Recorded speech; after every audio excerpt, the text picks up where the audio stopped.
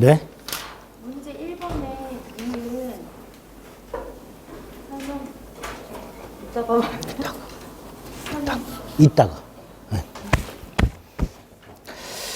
자, 230페이지에 보면 점유의 종류라고 우리가 아까 설명드렸던 거는 없고, 구체적으로는 자주, 타주에 대한 설명만 쭉 나와 있습니다. 간단하게만 봅니다. 자주라는 것은 거기에 소유의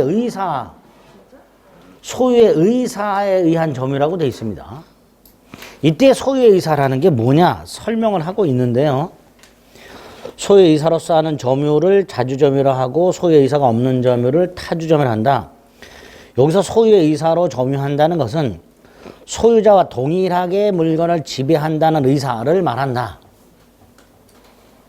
내가 어떤 물건의 소유권을 취득하려는 법적인 의사 또는 내가 어떤 물건의 소유권이 있다라고 믿고 있는 의사 그런 걸 말하는 게 아니라 내가 이 물건을 마치 소유자처럼 지배하겠다라는 사실상의 의사. 조금 심하게 말하면 도둑놈 심보를 말합니다.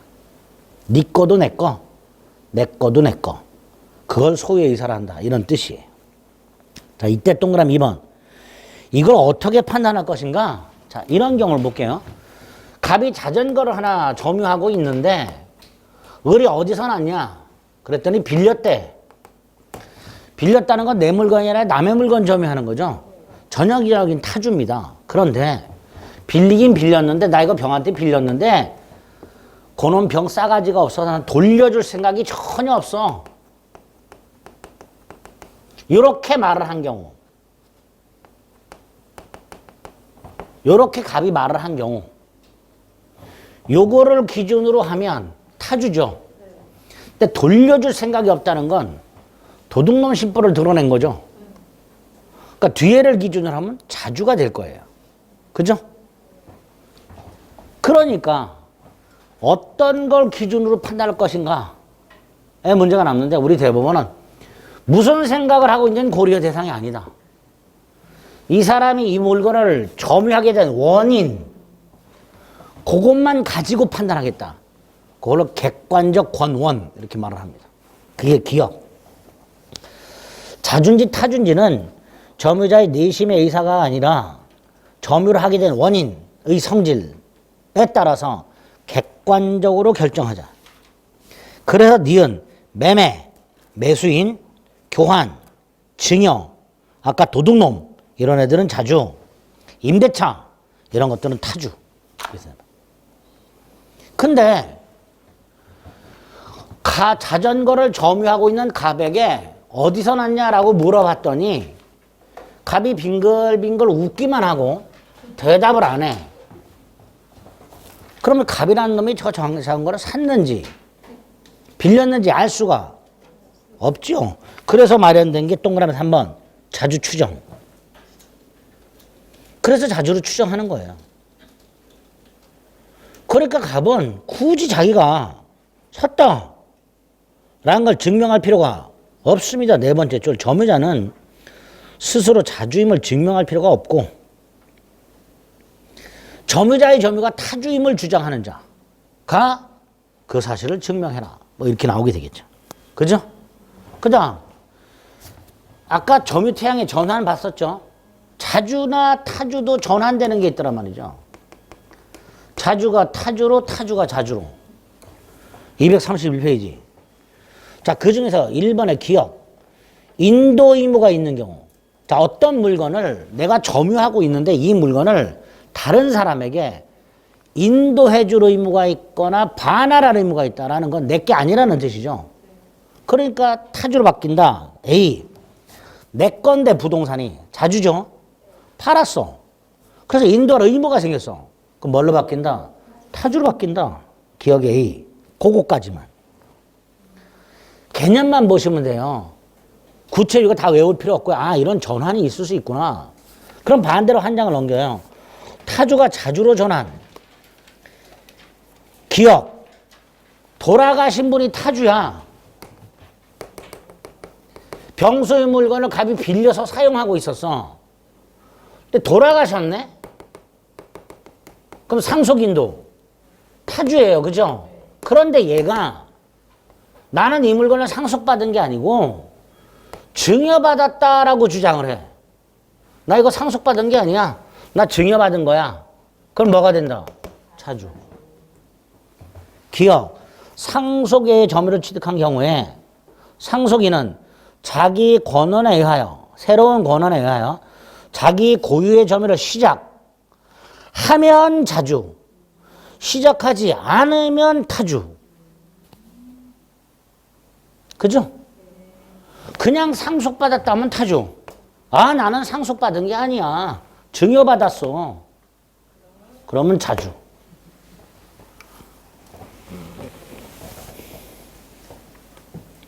그 다음에 그 기억에 다시 한번 하나, 둘, 셋, 넷, 다섯, 여섯, 일곱, 여덟 번째 줄에 가면 새로운 권한에 의하여 다시 소유의 이사로서 점유를 시작이라고 돼 있죠.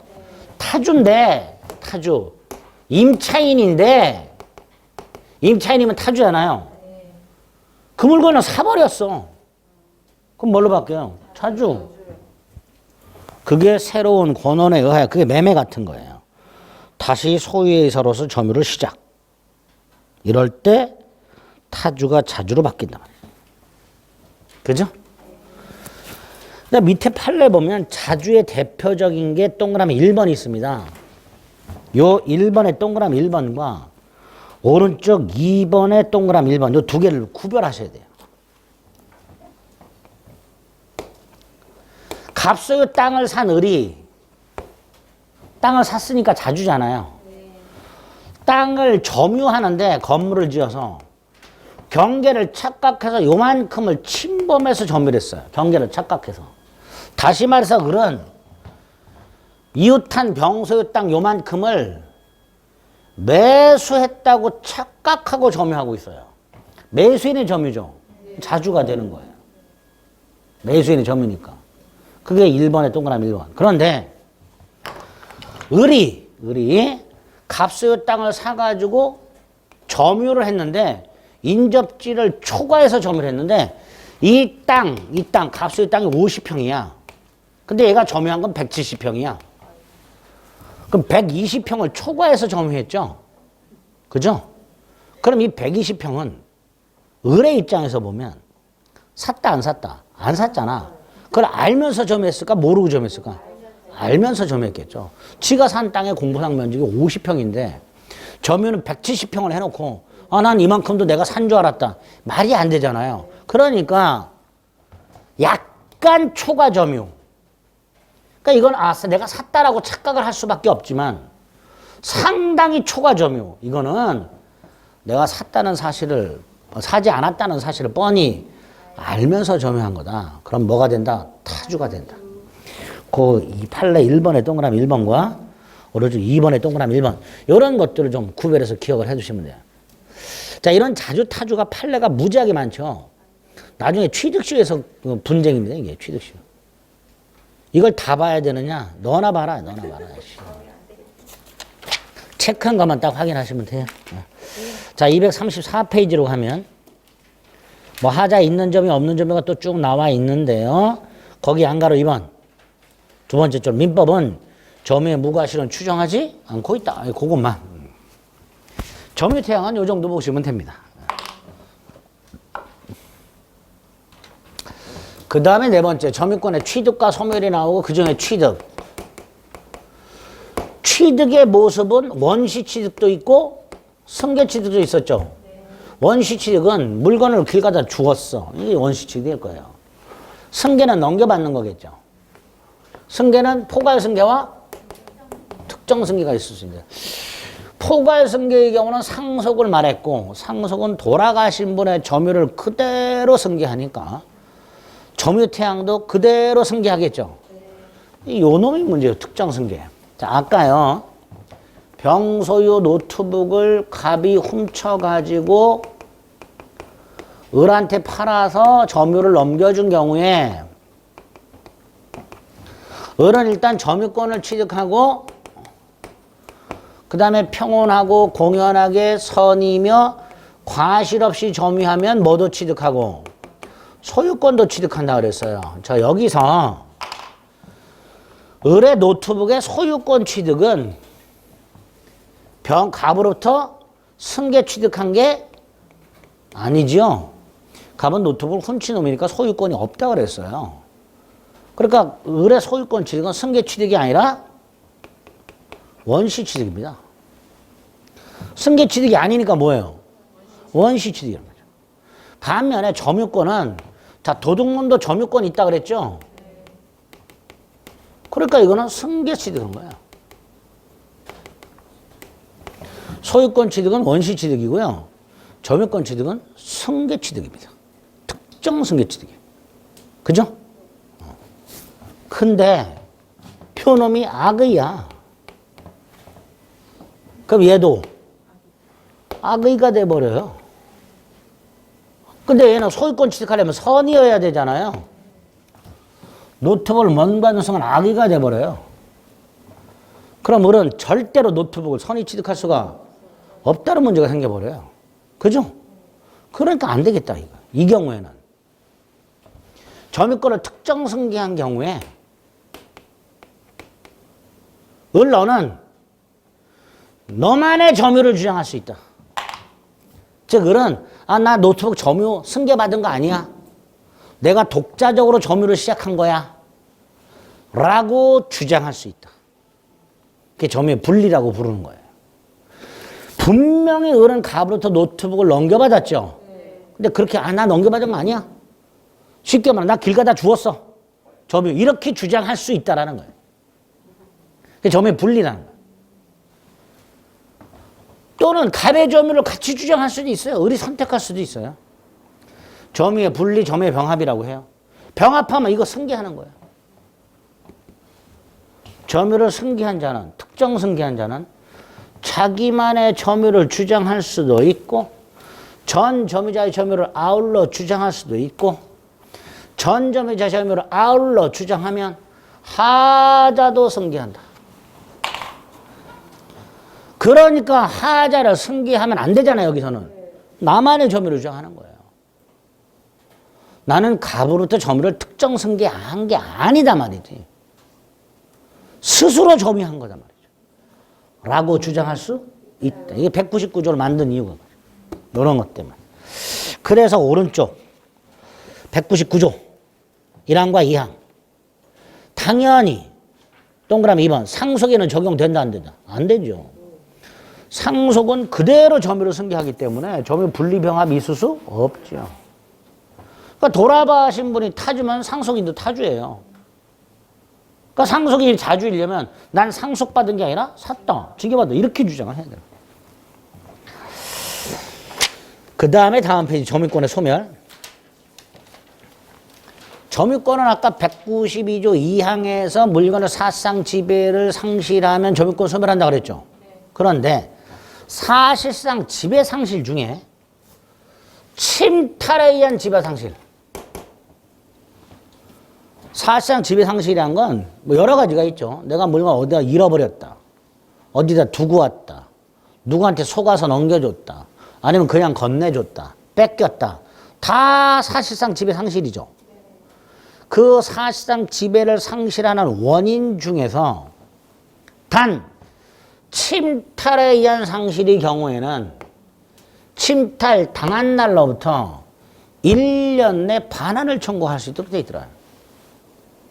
그리고 반환을 받으면 점유는 상실하지 않았던 걸로 보게 됩니다. 따라서 점유권도 소멸하지 않았던 걸로 보겠죠. 그게 양가로 1번. 그 정도. 그 정도. 예제 봅니다. 점유 매개관계 직접 점유자는 언제나 무슨 점유? 타주. 2번 점유자는 소유의 이사로까지는 괜찮은데 과실 없이 점유? 이건 추정 안 된다 그랬죠. 2번 틀렸죠. 3번 갑이 을로부터 빌린 건물을 병에게 전대. 을로부터 빌려가지고 병에게 전대. 이렇게 했다. 을만 간접 점유자냐? 아니죠. 얘가 직접 점유자고 얘와 얘가 간접 점유자가 되죠. 4번은 됐고요. 5번. 실제 면적이 등기된 면적을 상당히 초과하여 매수 점유. 뭐죠? 타주. 그러니까 상당히 초과하면 무슨 점유? 타주. 그거 찾아내실 수 있으면 됩니다. 그래서 옳은 건 1번. 뭐 이 정도입니다. 자, 그 다음에 이제 내 5번째 점유권의 효력이 나왔고요. 한 3가지 정도가 문제가 되는데, 첫째가 추정력이라는 게 있습니다. 추정력 중에서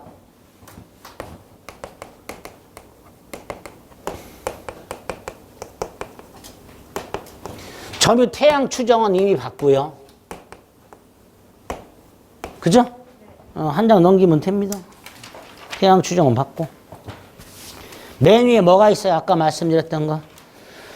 전후 양 시점의 점유자가 달라도 점유 성계가 인정이 되면 점유 계속은 추정된다. 그게 나와 있죠. 자, 그 다음에 200조가 나왔습니다. 우리 지난주에 부동산의 권리자로 등기가 돼 있으면 추정해 준다 그랬죠.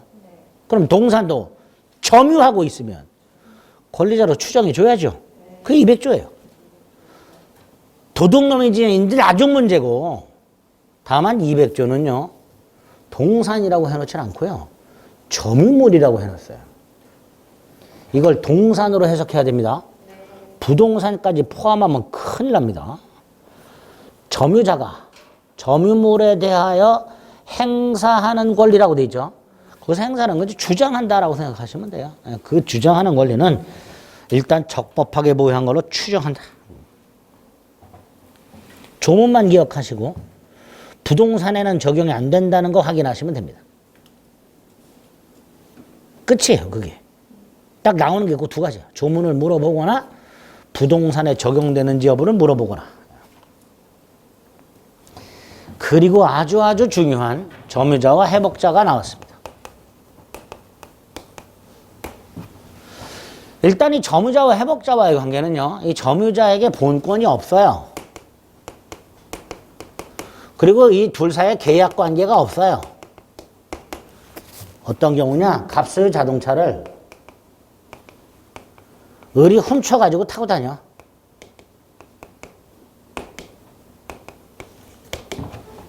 을은 본권 없죠? 갑하고 계약한 적도 없죠? 또 갑소유 땅과 을소유 땅이 인접해 있는데 경계가 불분명해. 그래서 을이 경계를 착각해서 여기까지 점유를 하고 경작을 하고 있어. 이런 경우. 을이 경계가 불분명해서 밭을 경작을 하는데 갑소유 땅까지 씨를 뿌려가지고 경작을 하고 있는 경우. 물론 을은 자기 땅이라고 착각하고 있다. 이런 경우. 갑소유 자동차를 점유하고 있는 거야. 또는 갑소유 땅을 점유하고 있는 을과 그 자동차나 땅을 돌려받을 갑, 회복자 사이에 아무런 계약 관계가 존재하지 않는 경우. 첫째, 자동차나 땅은 당연히 을은 갑에게 돌려줘야 되죠. 이건 당연한 거. 자, 땅이나 자동차를 돌려주는 거 외에 첫째, 을이 갑에게 사용대가를 지급해야 되는가? 이걸 과실이라고 합니다. 이걸 을이 갑에게 줘야 되는가? 사용대가의 문제가 남죠? 이게 201조. 과실수취의 문제입니다. 근데 201조에서 뭐라고 해놨냐면, 을이 선이라면 과실을 수취할 수 있다. 무슨 의미죠? 을은 갑에게 사용대가를 지급할 필요가 없다. 을은 남의 자동차나 남의 땅을 사용했으니까 당연히 부당한 이득이 있을 거 아닙니까? 그 부당이득을 반환해야 되는 게 이건데, 을이 선이라면 과실을 수취할 수 있도록 하고 있기 때문에, 따라서 을은 이 수취한 과실을 부당한 이득한 게 아니다 말이죠. 법에서 수취할 수 있도록. 이렇게 되는 거죠. 이게 201조입니다. 201조 이렇게 사용대가를 지급해야 되느냐 말아야 되느냐를 과실수취 문제로 규정을 해놨습니다. 반면에 을이 도둑놈처럼 악의라면 당연히 과실을 수취할 수가 없으니 이건 갑에게 반환해야 되고, 만약에 반환을 못하면 대가를 보상해야 되고. 그런데 을이 선이긴 선인데 폭력을 써서 점유했거나 몰래 점유한 경우. 자, 을이 저 땅을 자기 땅이라고 믿어. 선이. 예? 근데 갑이 막아. 을은 자기 땅이라고 생각하고 갑을 두드러 패고 점유해. 선의 폭력. 갑이 UFC 선수야. 못 때려. 그래서 몰래 점유해. 내 땅인데 슬프다. 내가 몰래 경작해야 되다니. 뭐 이렇게. 선의 은비. 있을 수 있단 말이죠. 그죠? 선의 폭력이나 선의 은비가 있을 수 있어. 근데 이 선의 폭력이나 선의 은비는 악의하고 똑같다. 과실수치 못한다. 그래서 결국 201조 1항은 선의의 점유자라고 되어 있지만 구체적으로 그 선의의 점유자는 선의 앤드 평온 앤드 공연 점유자. 이렇게 해석을 하게 됩니다. 그게 201조입니다. 조문 정확하게 숙지하자. 거의 조문만 나와요. 두 번째가 이 자동차나 땅이 멸실 또는 훼손돼서 갑에게 손해가 생겼어. 그럴 수 있죠. 갑이 자동차를 돌려받았는데 너덜너덜해. 땅을 돌려받았는데 너덜너덜해. 그럼 갑은 그거를 수리하거나 복원하려면 돈이 들어. 손해죠. 즉 을이 갑에게 목적물, 점유물 멸실 훼손에 따른 손해를 배상해야 되는가에 문제가 나오죠. 배상해야지. 그런데 어느 정도 배상해야 되는가? 그걸 규정해 놓은 게 202조입니다. 이렇게 해놨죠. 을이 선이라면 이 현존 한도에서 배상해라. 을이 갑소유 자동차나 또는 땅을 사용함으로써 뭔가 이익을 얻은 게 있겠지. 그 한도 내에서만. 그 한도 내에서만. 반면에 악의라면 도둑놈처럼 전손해를 배상해라. 즉 을의 선악에 따라서 손해배상의 범위를 다르게 규정하고 있다는 거죠. 그런데 소유의 의사가 없는 점유자는 즉 타주라면 선이라 하더라도 악의하고 똑같이 전손해배상이라. 소유의 의사가 없는 점유자는 타주 선이라도 전손해를 배상해라. 그럼 결국 현존 이익 한도에서 배상할 사람은 선의 차주가 되겠죠. 그럼 여기서 또 선의 차주는 뭐고 선의 타주는 또 뭐냐? 선의 차주는 소유권이 있다고 착각. 선의 타주는 임차권이 있다고 착각. 을이 이 땅을 내 땅이다라고 착각. 선의 차주. 을이 이 땅을 갑으로부터 빌렸다. 갑으로부터 사용 승낙을 받았다. 라고 착각하고 있으면 선의 타주. 그렇게 선악, 자타에 따라서 손해배상 범위를 다르게 규정하고 있습니다. 마지막 세 번째, 을이 자동차 저거 타고 다니다가 엔진 오일을 갈았다. 교환해야죠. 전봇대를 들이받아가지고 범퍼를 갈았다. 교환해야죠. 필요비. 을이 이 땅에 개간을 해서 지력을 높여 그리고 농수로를 정비해가지고 땅값이 올라. 유익비. 보존 필요비, 계량 유익비. 자, 이런 보존 필요비나 계량 유익비를 을이 지출했어. 이거를 갑에게 청구할 수 있는가? 그렇다. 점유자는 목적물에 지출한 보존 필요비와 계량 유익비를 회복자에게 청구할 수 있는데 이 비용 상환 청구는 201조나 202조와는 달리 을이 선인지 악인지 자준지 타준지 묻지 않는단 말이죠. 그냥 점유자는이라고 되어 있어요. 그래서 도둑놈도 도둑질한 물건에 지출한 비용 상환을 청구할 수 있는 게 우리 민법이다. 선악 자타를 묻지 않고. 두 번째, 을이 지출한 필요비와 유익비 중 필요비 둘로 나눠 통상 필요비와 특별 필요비. 통상 필요비는 말 그대로 일상적으로 소모되는 비용, 엔진오일 교환비 이런 것들.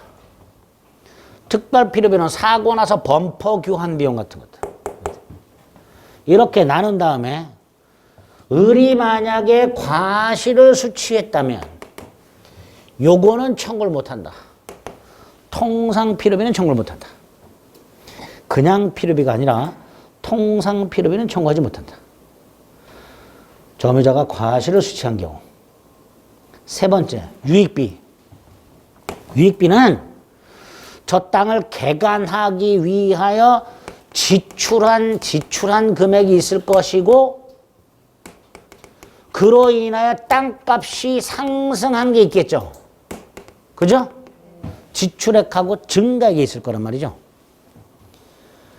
내가 어떤 물건에 유익비를 100만 원을 지출하면 그 물건의 가액이 딱 100만 원만큼 증가하느냐? 그렇진 않겠죠. 더 증가할 수도 있고 덜 증가할 수도 있단 말이죠. 그러니까 을이 유익비를 지출했을 때 지출액과 증가액 중에서 어떤 걸 청구할 수 있는가? 그죠? 그 선택을 을이 아니라 회복자가 하는 거죠. 을은 갑의 선택에 따라, 점유자는 회복자의 선택에 따라 지출액 또는 증가액의 상환을 청구하도록 하고 있다. 조심하셔야 됩니다. 을 자신의 선택이 아닙니다. 네 번째, 필요비는 안 되지만 유익비는 회복자가 법원에 청구하여 상환기간을 여유를 허여 받을 수 있도록 하고 있습니다. 뭐만? 유익비만. 다섯 번째, 점유자는 회복자에게 필요비 유익비 상환을 청구할 수 있는데 언제 청구할 수 있는가? 언제? 자, 우리 나중에 임대차를 가면요. 임차인도 임대인에게 필요비와 유익비 상환을 청구할 수 있고요. 필요비는 지출 후 즉시 청구할 수 있도록 되어 있고요. 유익비는 임대차 종료 후 가액 증가가 현존한 때 청구할 수 있도록 되어 있어요. 그런데 그 임차인과는 달리 점유자는 필요비가 됐든 유익비가 됐든 공히 점유물을 회복자에게 반환할 때 청구할 수 있다는 게 판례예요. 필요비 유익비 공히 물건을 회복자에게 반환할 때 청구할 수 있다는 게 판례입니다. 그래서 요거 임차인의 비용 상환 조건하고 구별해서 기억하셔야 됩니다. 그 정도. 자, 238페이지 하단에 점유자와 회복자와의 관계가 있더라. 세 가지 문제가 되더라. 오른쪽 위에 동그라미 1, 2, 3번. 그래서 먼저 양가로 2번에 201조 1항, 2항, 3항. 밑에 동그라미 1번만. 기억, 니은, 디귿했고 동그라미 1번만. 다음 페이지 동그라미 2번. 기억, 니은. 밑에 202조는 조문만. 반면에 오른쪽 비용 상환청권 조문 203조 1항, 2항, 3항과 조문 박스 밑에 동그라미 1번. 조문과 조문 박스 밑에 동그라미 1번. 다음 페이지 동그라미 4번. 그리고 밑에 판례 뭐라고 돼 있어요? 적법한 계약관계가 존재할 때 203조가 적용되는가? 된다, 안 된다? 안 된다. 예? 을이 이 목적물에 비용을 지출할 당시에 갑하고 임대차 계약 관계가 있었어. 임대차의 비용 상환 청구가 따로 규정돼 있죠. 그걸로 해결하면 돼. 그러니까 203조는 비용 지출 당시 아무런 계약 관계가 존재하지 않을 때 적용되는 규정이기 때문에 비용 지출 당시 계약 관계가 존재한다면 그 계약 관계에 기초한 비용 상환을 청구할 수 있을 뿐 203조 비용 상환을 청구할 수는 없다. 제가 거의 조문만 나온다 그랬습니다. 오른쪽 봅니다. 예제. 동그라미 1번. 과실을 취득했어. 뭘 청구 못해? 통상필요비. 2번 악의 점유자야. 점유물이 멸실됐어. 전손해배상해야죠. 2번 틀렸죠. 그 전손해배상이 구체적으로 뭐냐? 3번. 이익에다 이자 붙이고 손해까지 배상해라. 네?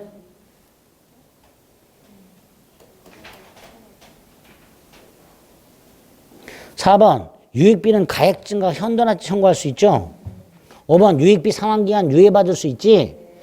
상환기간을 유예받았다는 건 유익비는 변제기가 도래하지 않았다는 거죠. 변제기가 도래하지 않으면 유치권 성립하지 않게 됩니다.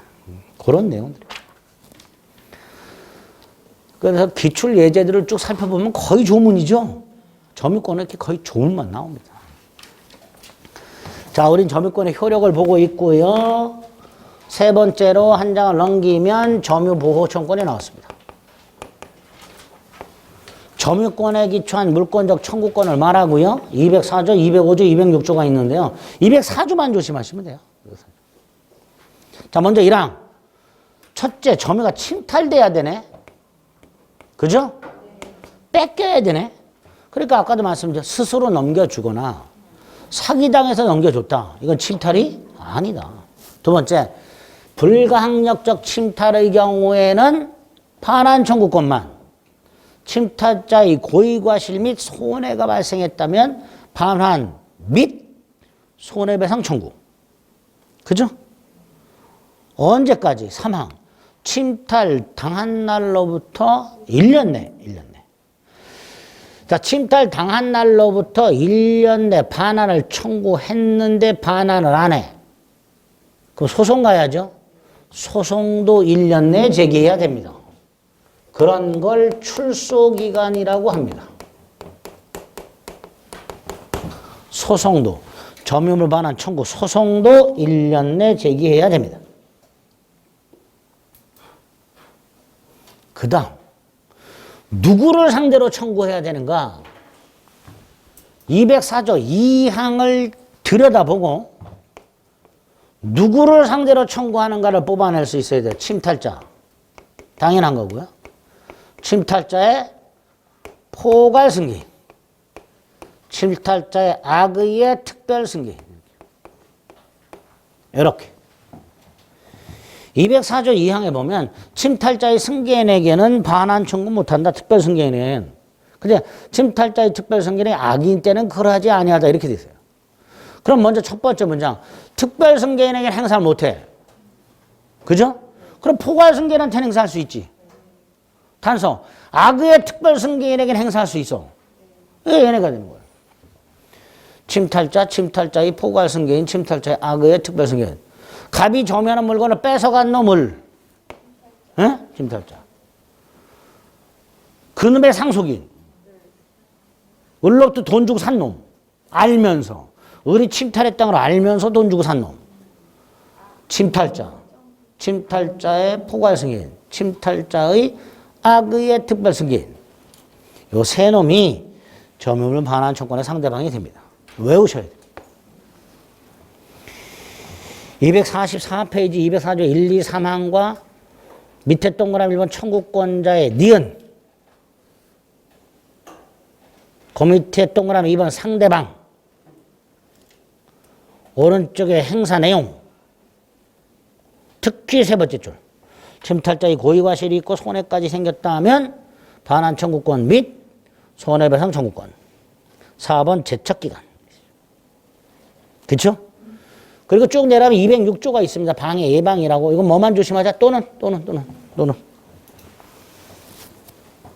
그 다음 이제 가운데 있는 방해 제거는요. 예를 들어서 갑이 점유하는 땅, 소유가 아니고요. 뭐 소유일 수도 있지만 점유하는 땅에 을이 건물을 지었는데 갑의 점유를 침해해서 철거 청구해야죠. 그런데 공사 착수 1년이 지나거나 공사가 완성이 되면 더 이상 철거는 청구하지 못한다. 점유권에 기초하여. 소유권에 기초한 건 그런 제한이 없는데 점유권에 기초한 거는 그 206조 3항, 205조 3항이 있다는 거. 그 정도 확인하시면 됩니다. 그리고 이제 요 놈의 문제가 다음 페이지에 사례 형태로 주로 나와요. 갑이 점유하고 있는 물건을 침탈했대요. 1번, 갑의 을에 대한 점유물 반환 청구는 침탈 당한 날부터 1년 내 해야 되죠. 무슨 기간? 출소 기간. 그냥 그대로 나와요. 이렇게. 2번, 3번은요. 보세요. 침탈자가 을이죠. 근데 병한테 팔았대요. 특별승계인. 얘가 선이래. 그러면 갑은 침탈자 을의 선의 특별승계인 병에게는 3번 점유물 반환 청구할 수 없고 2번 손해배상도 청구할 수 없고 그죠? 얘는 보호를 받는 거예요 지금. 2번 3번 을이 침탈자고요.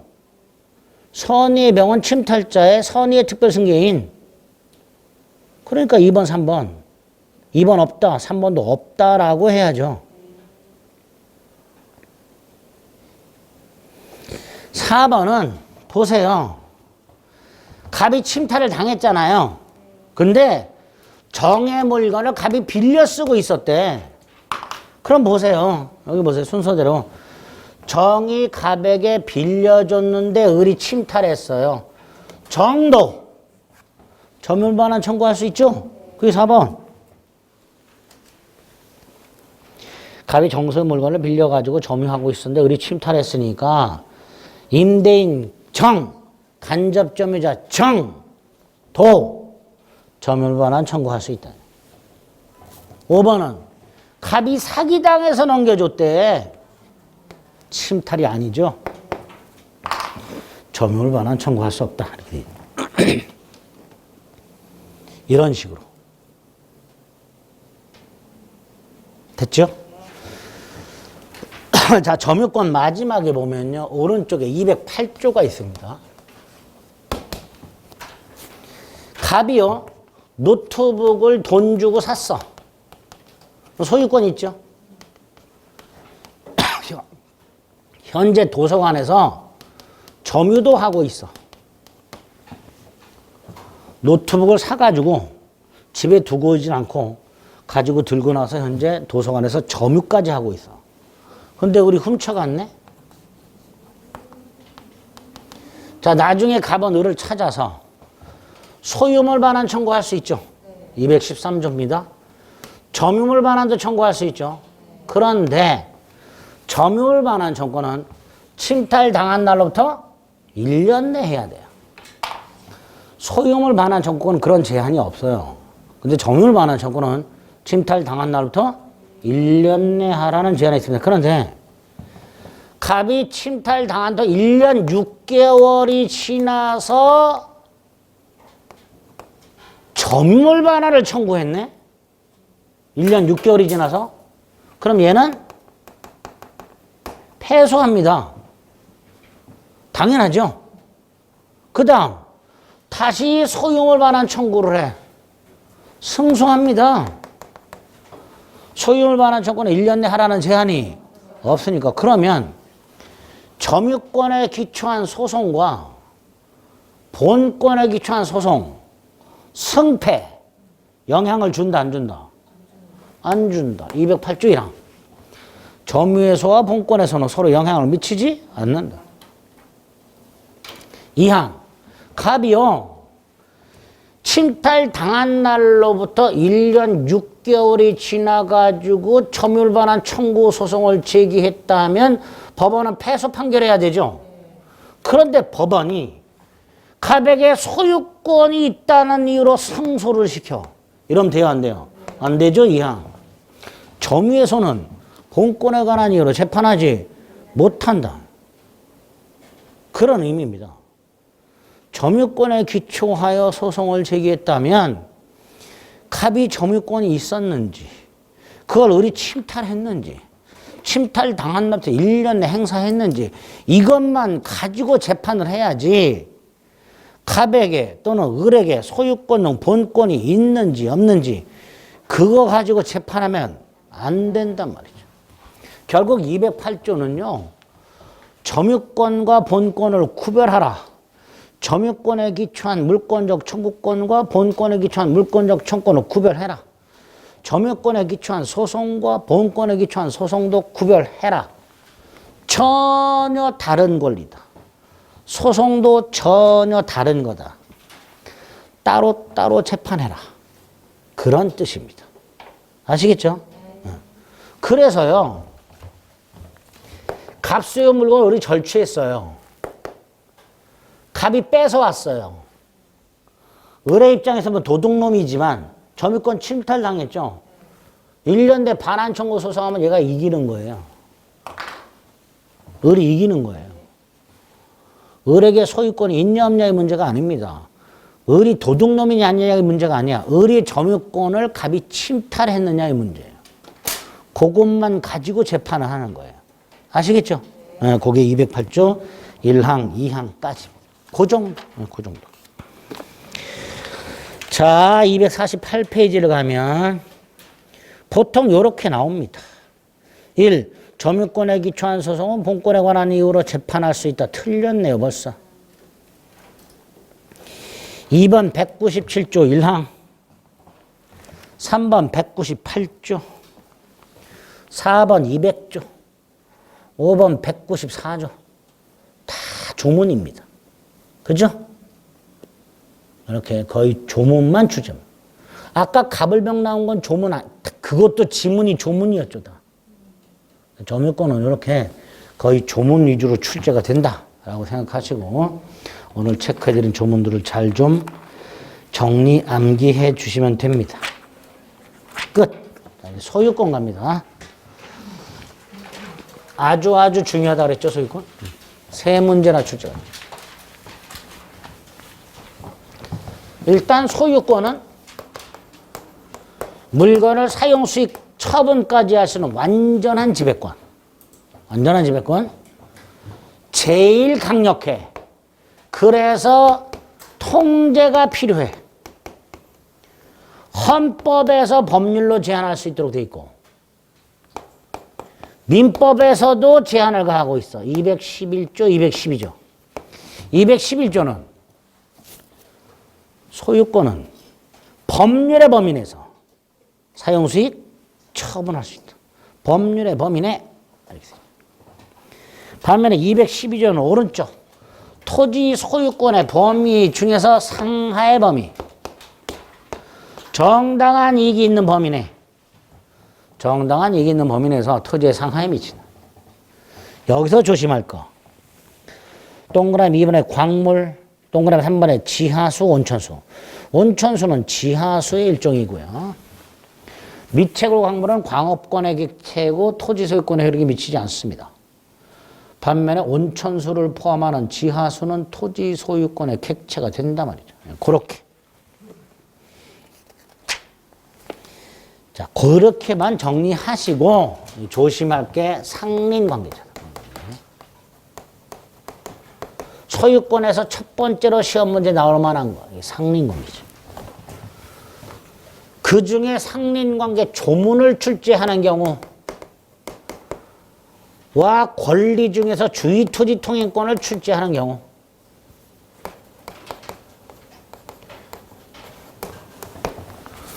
상린관계를 출제하게 되면 한 8대 2의 비율 이렇게 됩니다. 거의 주의토지통행권을 물어보는 게 보통이다. 상린관계 중에서 출제되는 조문 중에 자주 나오는 것들은 나중에 체크만 하면 되고요. 주의토지통행권을 보면 됩니다. 상린관계라는 것은 서로 상자 이율일자를 쓴다 그랬어요. 인접한 부동산 소유자 사이의 소유권의 상호 충돌 등을 조절할 목적의 법률관계를 상린관계라 하고 소유권의 내용입니다. 따라서 등기 따위 필요 없고요. 소멸시에 걸리지도 않아요. 단 소유권 이외의 권리, 지상권 등에도 확대해서 적용을 합니다. 지상권, 전세권. 인접해야 돼요. 상린관계가 적용이 되려면. 상린이라고 그랬으니까 인접해야 됩니다. 뭐 이런 것들이 상린관계 특징이 되고요. 물권법 규정은 대부분 강행 규정이지만 상린관계는 임의 규정입니다. 대충 상린관계 뭔지 확인한 다음에 거기 뭐 적용 범위 이런 게 있어요. 258페이지. 대충 적용 범위 읽어보고 오른쪽 주의 토지 통행권을 봅니다. 219조 유상이 원칙이고요. 220조 무상이 있더란 말이에요. 예외. 먼저 220조 의와 요건과 효과를 한꺼번에 조문 가지고 확인합니다. 어느 토지와 공로와의 사이에 그 토지 용도에 필요한 통로가 없는 경우에 자 여기서 그 토지 용도에 필요한 통로가 없는 경우란 두 가지. 아예 없어. 그럼 맹지죠. 자 맹지의 경우에는 주의 토지를 통행하지 않으면 공로 출입이 불가능하죠. 또 하나 갑수요 땅으로부터 공로까지 통하는 통로가 있긴 있는데 이 땅이 지금 밭이야, 밭. 경작을 해야 돼. 경운기가 왔다 갔다 해야 되죠. 폭이 30cm밖에 안 돼. 그래서 을소유 땅을 통행하지 않으면 경운기 어떻게 하느냐. 여기서 분해를 해. 부품 들어가서 여기 조립을 해. 경작을 해. 다시 분해를 해. 갖고 나서 다시 조립해. 밭 한 번 가르려면은 경운기 분해 조립하는 분을 불러야 돼. 100만 원씩 줘야 돼. 돈이 너무 많이 들어. 이런 경우. 어느 토지와 공로와의 사이에 그 토지 용도에 필요한 통로가 없는 경우에 을소유 땅을 통행하지 않으면 공로 출입이 불가능하거나 과다한 비용을 요할 때 을의 동의나 승낙을 받을 필요 없이 통행할 권리가 있다. 그게 주의토지 통행권. 다만 을의 손해가 가장 적은 장수화 방법을 택하라. 그리고 을에게 보상하라. 누가? 통행권자가. 통행권자가. 그게 219조. 반면에 220조는 이 땅이 공유 토지였는데 분할을 하거나 갑수 땅인데 일부를 양도했을 때 공유 토지를 분할하거나 토지 일부를 쪼개서 양도했을 때 맹지가 생긴 경우 공로에 출입할 수 없는 토지가 생긴 경우 그 분할 또는 일부 양도 직접 당사자 사이에서만 보상 의무가 없다. 직접 당사자 사이에서만. 그게 220조. 자, 조문 가지고 어떤 건지 확인하셨죠? 이제 판례 몇 가지 확인하면 돼요. 한 장을 넘겨봅니다. 동그라미 니은. 당연히 통로 개설 유지 비용은 통행 권자가 부담해야 될 것이고요. 판례. 갑은 통행하고 통로 개설하고 포장하고 방해되는 담장 따위 철거까지 할 수 있다. 단 이 통행지를 을의 점유를 배제한 채 마치 갑이 자기 땅인 양 독점적으로 점유할 수는 없다. 그건 안 된다. 당연하죠. 통행, 우리 그런 거 있잖아. 살려놨더니, 물에 빠진 거 살려놨더니 보따리 내놓으라고. 그런 거 똑같은 거야. 통행하라고 해놨더니, 지 땅인 양 배타적으로 점유를 해버려. 을을 배제한 채. 그럼 된다, 안 된다? 안 된다. 그게 판례. 동그라미 2번. 네 줄. 과다한 비용을 요한할 때도 인정된다. 그래서 기역과 니은 구별하자. 기역은 편리하다나 니은만으로 통행권을 인정하진 않는다. 반면에 니은 제기능을 못하면 인정된다. 기존 통로가 제기능을 못하면 인정된다. 3번의 기역, 현재 토지용법에 따른 범위와 폭만은 인정된다. 현재 토지용법에 따른 범위와 폭만. 어느 쪽 맨 위에 니은, 건축 관련 법상 도로 폭 규정이 있다. 주의 토지 통행권하고는 아무 상관이 없다. 리얼, 주의 토지 통행권은 아까 통로 개설을 할 수 있다고 그랬죠. 포장도 할 수 있고요. 시옷, 방해되는 담장 철거까지 할 수 있다.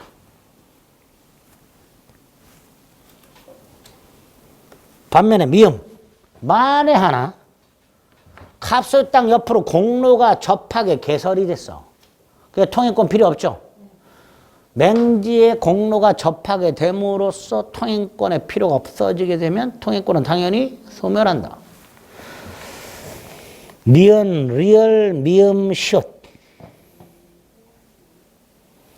4번에 유상통행권 원칙이다. 기역과 니은. 기역에 뭐라고 돼 있어요? 보상 의무를 게을리하더라도 통행권은 소멸하지 않고. 니은, 통행권자가 보상 의무가 있으니까 통행권자의 허락을 얻어 사실상 통행하는 자, 얘는 보상 의무가 없고. 이렇게 되죠. 그 다음에 5번에 무상통행권에 나와 있습니다. 자, 아까 220조 확인했고요. 하나만 확인하면 돼요. 한 장 넘겨요. 그렇게 되어 있는 거.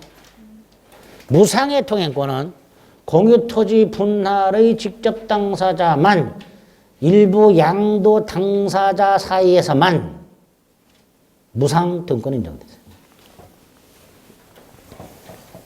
그죠?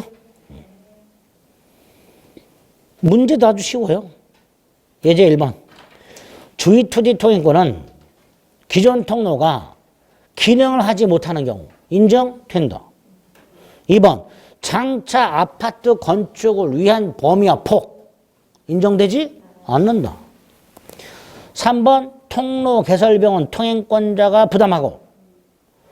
4번. 통행에 방해되는 축조물 철거해야 되고. 5번. 상린관계니까 등기 따위 필요 없고. 이렇게 주의토지 통행권만 따로 물어보는 경우가 왕왕 있습니다. 오늘 체크해 드린 거 딱 확인하시면 됩니다. 됐죠? 조문은 나중에 시험에 임박해서 체크한다 그랬습니다. 지금 볼 필요 없고요. 자, 이렇게 상린관계 봤고요. 중요한 소유권 취득이 있습니다. 잠시 쉬었다 보겠습니다.